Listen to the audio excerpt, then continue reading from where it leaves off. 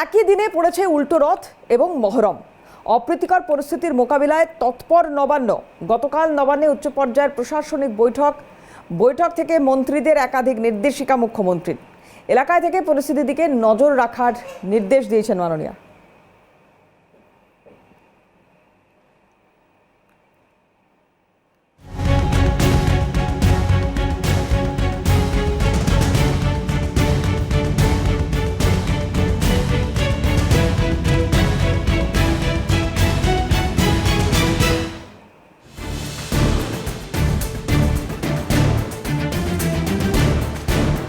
গতকাল নবান্নে উচ্চ পর্যায়ের প্রশাসনিক বৈঠক থেকে মন্ত্রীদের একাধিক নির্দেশিকা মুখ্যমন্ত্রীর।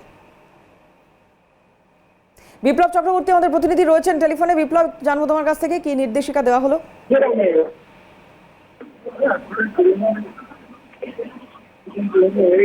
বিপ্লব, শোনা যাচ্ছে?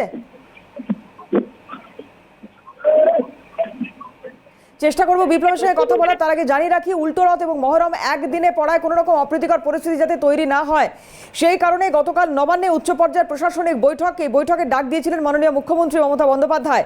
বৈঠক থেকে মন্ত্রীদের একাধিক নির্দেশিকা দিয়েছেন মমতা বন্দ্যোপাধ্যায়। এলাকায় থেকে পরিস্থিতির দিকে নজর রাখার নির্দেশ। একই দিনে উল্টো রথ এবং মহরম পড়া যাতে কোনো রকম অপ্রীতিকর পরিস্থিতি না হয়, তার জন্য নির্দেশিকা মমতা বন্দ্যোপাধ্যায়ের। বিপ্লব রয়েছেন আমাদের সঙ্গে, যদি শোনা যায় বিপ্লব, জানতে চাইবো কি নির্দেশিকা। একদমই, দেখো যে উল্টো রথ, মহরম এবং শ্রাবণী মেলা একসাথেই পড়েছে এবং এই তিনটে একসাথে পড়াতে কিন্তু রীতিমতো তৎপর নবান্ন চাইছে যাতে সুষ্ঠুভাবে প্রত্যেকটা যে উৎসব, সেই উৎসব সম্পন্ন হোক। এবং সেই জন্য উচ্চ পর্যায়ে একটা বৈঠক করেছেন মুখ্যমন্ত্রী মমতা বন্দ্যোপাধ্যায়।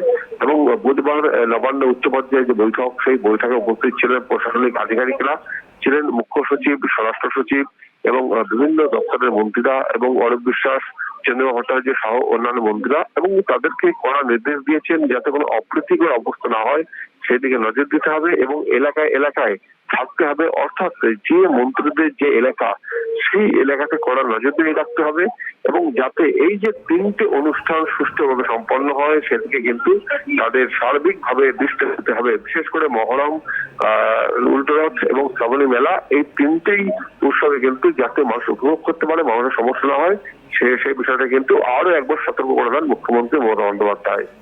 ধন্যবাদ বিপ্লব।